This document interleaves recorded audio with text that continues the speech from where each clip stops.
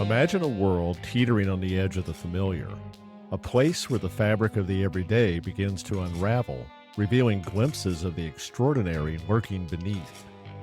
You're about to embark on a journey into the enigmatic, where the peculiar and the perplexing intertwine, where every tale twists the mind and tugs at the spirit. It's a descent into the strange, the mysterious, and the unexplained. This is When Reality Frays. New episodes are published every Monday and Thursday, and When Reality Frays is available everywhere fine podcasts are found. Before we move on, please hit that follow or subscribe button and turn on all reminders so you're alerted when new episodes are released. Today's episode contains two stories. Up first is the Vostok Station Signal. It's a tale of an outpost at the bottom of the world that detects something that shouldn't be beneath the ice. And the second story of the day is the Fog of Islamorada, a reminder that the sea holds things unknown that are better left alone. Now, let's get to the stories. Picture a fragile outpost of human ambition adrift in a frozen void. This is Vostok Station, a Soviet outpost perched on the edge of Antarctica's heart, where the ice is thicker than time itself. Here, a handful of scientists cling to reason, their radios tuned to the whispers of an ancient world. But tonight, the ice speaks back, not in tremors or static, but in a pulse, a signal from depths no man has touched, where secrets sleep in liquid dark.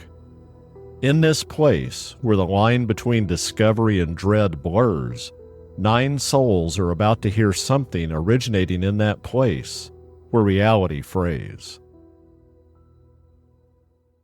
This is the story of the Vostok Station Signal. The Antarctic night was a predator, its sharp claws of wind and cold tearing at Vostok Station. It's July 1989, the dead of Antarctic winter, and the polar darkness has swallowed the sun. The mercury is frozen at minus 53 degrees Celsius. 1,000 miles from the nearest human presence, Vostok Station clings to the East Antarctic ice sheet, its prefabricated modules buried beneath snowdrifts, trembling against gales that scream of ancient, unforgiving things. Inside, the air was a miasma of diesel fumes, cigarette smoke, and human desperation, the walls papered with frost that never thaws. 9 souls, scientists, technicians, and a mechanic, endured this frozen purgatory, their minds slowly unraveling in the absence of light or horizon. Beneath their boots, 4 kilometers of ice guarded Lake Vostok, a subglacial ocean sealed since the world was young, a secret Moscow coveted in its shadow war with the West. Nikolai Volkov, a geophysicist, sat hunched in the main lab, his eyes burning from nights without sleep. He was a veteran of Arctic blizzards and a survivor of bureaucratic purges. His knuckles were scarred from brawls and frostbite, his heart still wounded by the loss of his brother, who vanished a decade ago in a Siberian expedition for which the KGB erased all trace. Vostok was his exile, a chance to wrestle meaning from the ice's silence. His radio equipment, a labyrinth of dials and flickering tubes, hummed faintly, capturing the ice's seismic tremors and magnetic anomalies. At 02:17, the ice spoke. A crackle sliced through the silence, sharp as a blade, rhythmic as a pulse. Nikolai froze, his breath clouding in the lab's chill, his fingers hovering over the controls. He cautiously twisted a dial, expecting the fleeting glitch of an auroral static or a generator's hiccup. But the crackle held, growing into a cadence every 1.3 seconds, precise as a metronome. His pulse hammered, a primal warning he couldn't name.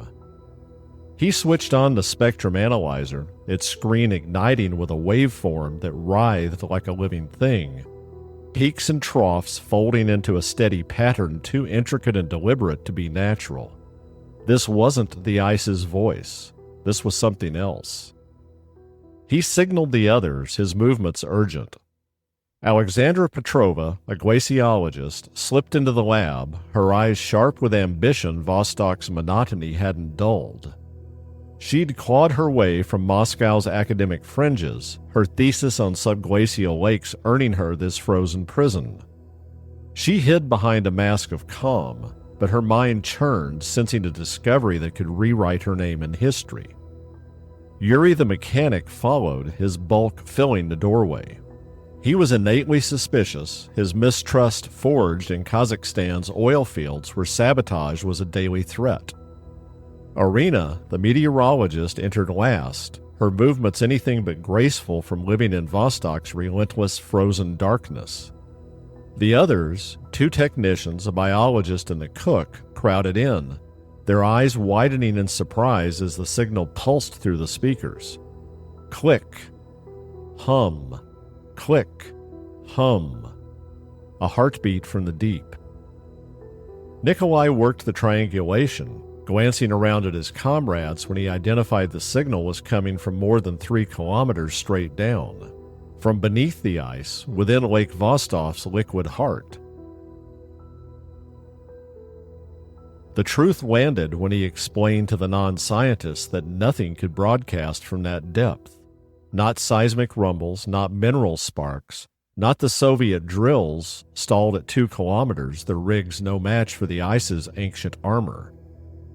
Alexandra's thoughts spiraled to Lake Vostok's isolation, its waters a time capsule from an era before mammals, but she recoiled from the idea of life. Nothing could survive in that abyss other than potentially single-celled organisms. Yuri's mind turned to espionage, to whispers of American submarines prowling Antarctic seas, their technology mocking Soviet pride.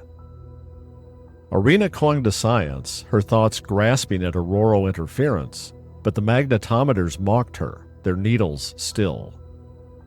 The signal grew louder, its rhythm a relentless intruder, seemingly filling the lab with a presence. Nikolai cycled the equipment, just in case. Once everything was restarted, the signal returned. Nikolai's mind wrestled with impossibilities. A gas pocket emitting electromagnetic bursts, a piezoelectric surge from crushed ice. The waveform's complexity defied any such notions, its repeating sequences a cipher that teased meaning without yielding it. He sent a response, a desperate Morse code ping, but the signal ignored him, its pulse unbroken.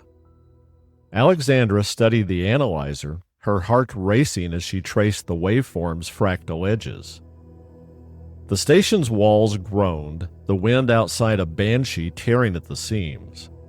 Vostok was a fragile shell, its power lines buried under snow, its radio tower a lone finger against the void.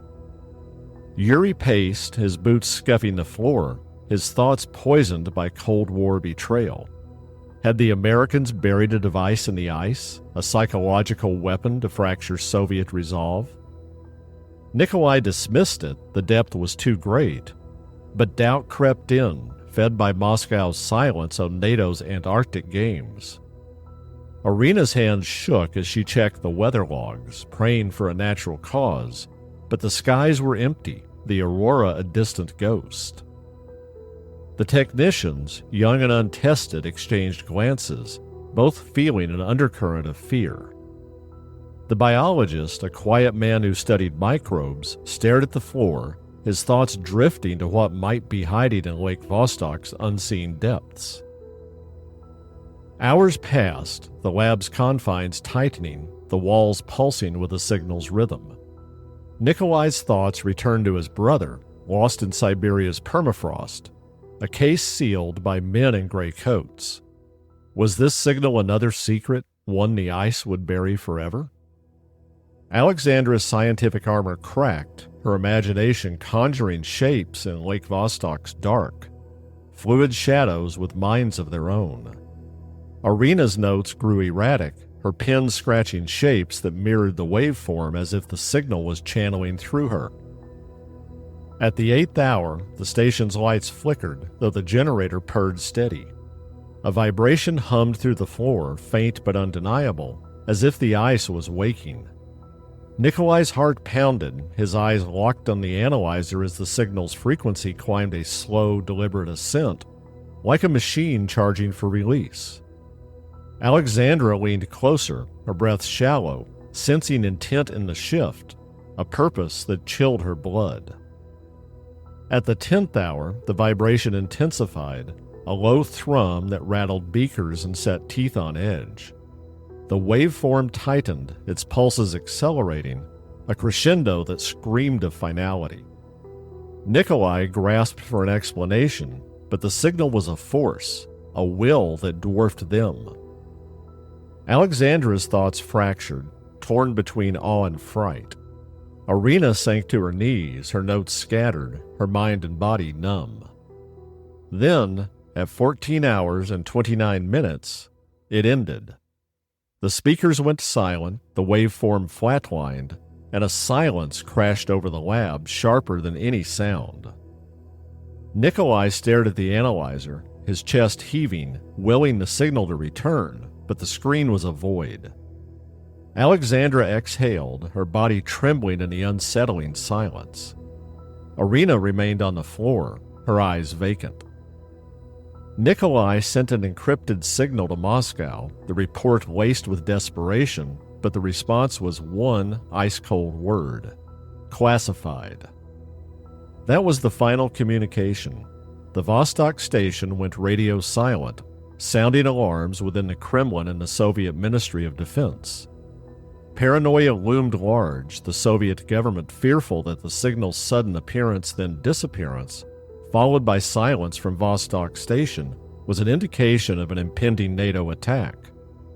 The alert level was raised, the nuclear-armed ICBMs requiring only moments to launch if the order was issued. Behind the scenes, Western diplomats scrambled to defuse the situation before the world was destroyed in atomic fire.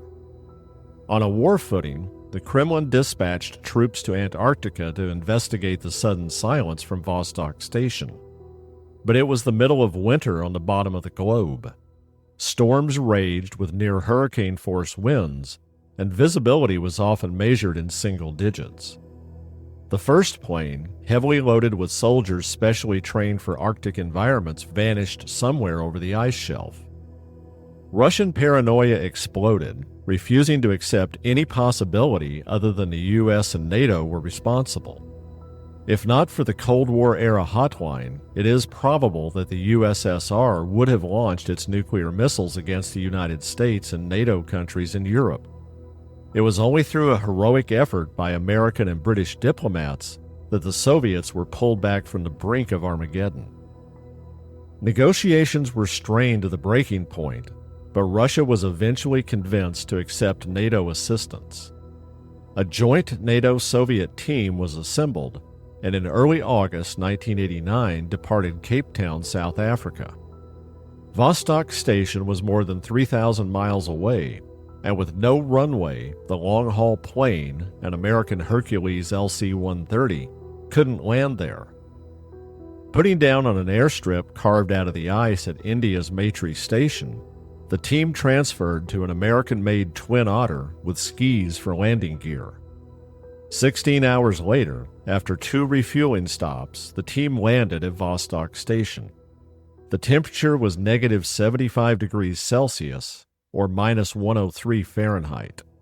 Winds were steady at 40 miles per hour, gusts regularly reaching 70. For Vostok Station, this was just a normal winter day. None of the station's crew came out to meet them, and when they tried to enter the station, they found the hatches locked from the inside. Before they could force their way in, the team found the station's crew. They were seated in a large circle, 50 yards from the station's main entrance. Each was frozen solid, and the Russian colonel leading the expedition verified every crewman was accounted for. But if that was the case, who had secured the hatches, which could only be locked from the inside? The team forced a hatch open with high explosives. Inside, everything appeared normal. The diesel generator was running, providing heat and lights.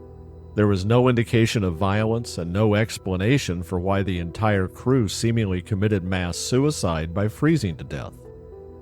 Tensions between NATO and the USSR cooled after the team leaders communicated with their respective governments. A mutually agreed-upon explanation was formulated, blaming Antarctic psychosis brought on by months without sunlight, coupled with the high-stress environment of living and working in the most remote spot on the planet for months at a time. That was the official line. Unofficially, rumors swirled about an advanced ancient civilization miles beneath the ice. Others whispered about extraterrestrial bases for UFOs. In 2012, Vostok's drills finally reached Lake Vostok, finding no structures, no UFO bases, and nothing capable of emitting a radio signal. Yet rumors of something inner beneath the ice persist to this day. In the frozen silence of Vostok Station, 9 souls heard the heartbeat of something vast, something that spoke from a place where light and time had surrendered. Was it a cry from Lake Vostok's ancient depths, or merely a trick of minds stretched thin? In the vast alien world of Antarctica, those questions echo forever. If you're enjoying the stories, please consider supporting the research and production that go into bringing them to you by buying me a coffee. The link is in the episode show notes, and I would greatly appreciate your support. Now, on to today's second story, which is the Fog of Islamorada. In 2021, a Key West librarian uncovered a 19th century logbook in the archives describing a schooner lost near Islamorada in 1847. Its final entry was chilling, but easily passed off as superstitious fear. A fog came in, bringing lights and cries for help from the sea. During our search for the souls in peril, 4 of the crew have gone missing without explanation. Now, I fear for the safety of my remaining crew. The librarian checked the coordinates noted in the entry, finding them marked on nautical charts as a navigational hazard since 1929, their danger unspecified. But this story begins nearly 20 years earlier, in the summer of 2003. This is the story of the Islamorada fog. The Atlantic shimmered like liquid mercury under the August sun of 2003, its deceptive calm cloaking the Florida Keys in a haze of heat. 10 miles off Islamorada, the yacht Elysium drifted, a 40-foot speck floating on an endless sea. Its sleek hull gleamed, but no ripple trailed its wake, and no sign of life stirred its deck. A Coast Guard fast response boat approached, slicing through the glassy water. It had been summoned by a fisherman's report of the unresponsive vessel. The Elysium belonged to Robert Callahan, a 45-year-old Miami real estate magnate who had set sail 3 days prior with his brother Tom and friends Marcus Reed and Luis Navarro for a fishing trip. No distress signal had been received, and no storm had swept the area. Yet the yacht floated alone in the heart of the Bermuda Triangle. Lieutenant Elena Marquez, a 32-year-old officer in charge of the boat and small crew, stood at the Osprey's helm, her dark eyes scanning the horizon. Her crew, Petty Officer Jake Coogan and bosun's mate Diego Lopez, moved with practiced efficiency, but a subtle tension hung in the air. The Bermuda Triangle, that cursed expanse between Miami, Bermuda, and San Juan, was a specter no sailor named lightly. Over a century, it had claimed more than 1,000 lives, ships and planes swallowed without a trace. Marquez pushed the thought aside, focusing on protocol as they drew alongside the Elysium. The boarding was routine, though eerily quiet. The yacht's deck was a still life, fishing rods in their holders and a cooler brimming with unopened bottles of beer. A half-eaten sandwich sat on the table. Emergency flares were in place, none of them used, and several life jackets along with an emergency inflatable raft were properly stowed.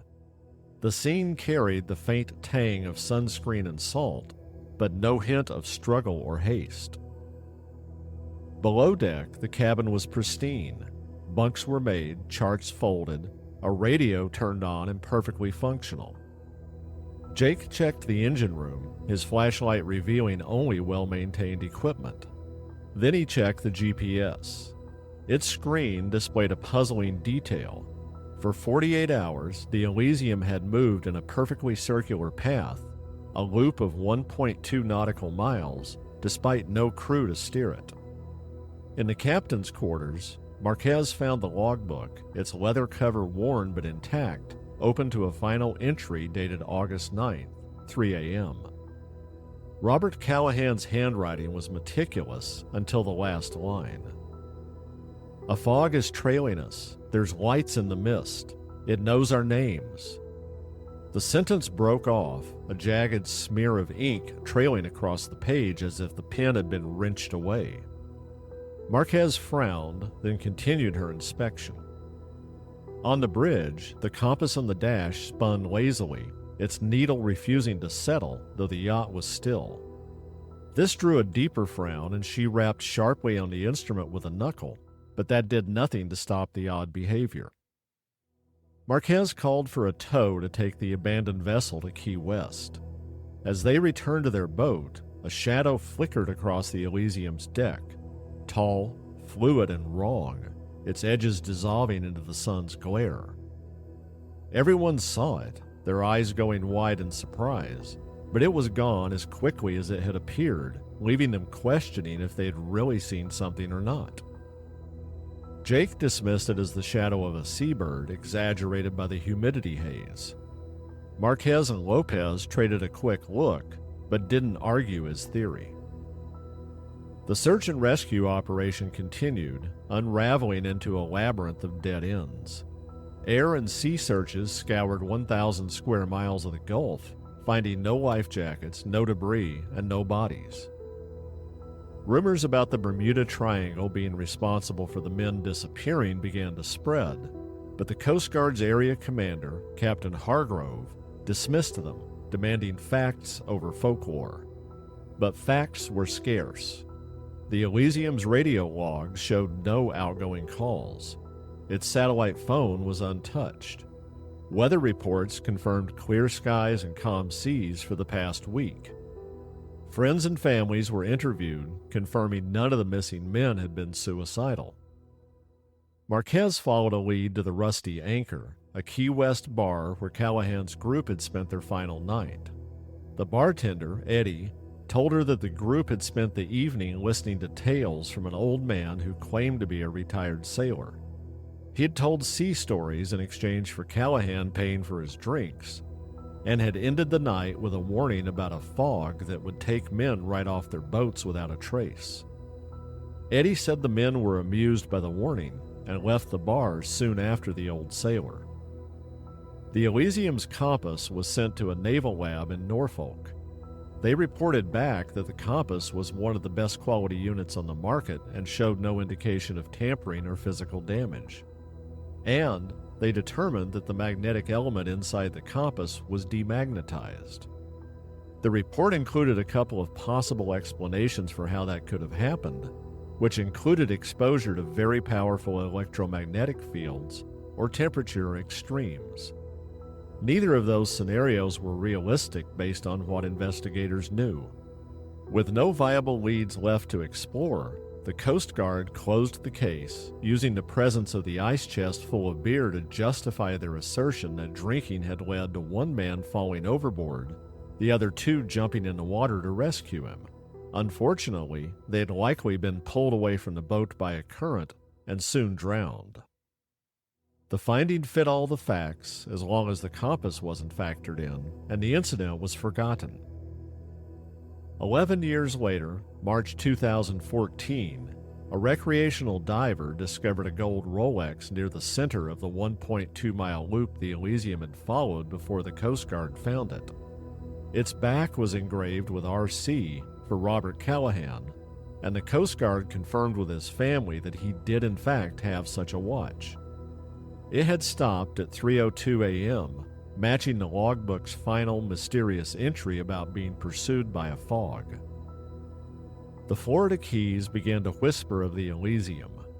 Fishermen reported laughter drifting across the water at night, always from the direction of the empty sea. Miguel Torres, a fishing guide, claimed to have seen 3 men in the water without life jackets or any boat within radar range. They called to him, begging him to come closer. He turned to tear open a locker that held flotation rings to toss to the men, but they were gone when he turned back. Charter captains began shunning the area. In 2015, marine biologist Lena Chen, studying reef decay near the site where the Elysium had been found, recorded an underwater sound, a rhythmic pulse like a heartbeat. She claimed that an unnatural fog then rolled in, completely enveloping her boat.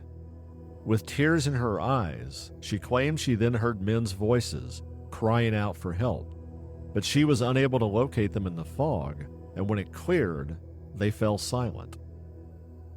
By 2017, the stories had drawn paranormal investigators, their boats laden with microphones, EMF detectors, and infrared cameras. One team, led by a former college professor named Daniel Holt, ventured to the coordinates, chasing whispers of the supernatural. Days later, their vessel was found drifting in the same circular pattern as Elysium. The crew was shaken but alive. Their engine had gone out, and they were engulfed by a fog that came out of nowhere. They claimed to have heard screams in the fog, but all of their electronic gear had stopped working. A Coast Guard marine mechanic inspected the boat's engine and determined the fuel injection system's ECM, or electronic control module, had failed, and the boat's compass had been demagnetized, the same as the Elysium's. The Elysium was auctioned in 2019. Its new owner, a Tampa retiree named Harold Vance, drawn by its low price. Within a year, unable to sleep aboard, claiming he was tormented by nightmares of a fog from which came cries for help, he changed its name and sold it. The Elysium drifts on, its story etched into the whispers of fishermen and the charts of wary sailors. Were Robert Callahan and his companions victims of accident, as the Coast Guard claims? Or does something wait patiently in the depths of the Bermuda Triangle for unwary travelers to enter its realm? The stories presented are inspired by true events. Names may have been changed for privacy reasons. New episodes of When Reality Frays are uploaded every Monday and Thursday. If you're enjoying the journey into the strange, the mysterious, and the unexplained, be sure to press that follow or subscribe button and turn on all reminders so you're alerted whenever an episode drops. Until next time, thank you for listening to When Reality Frays.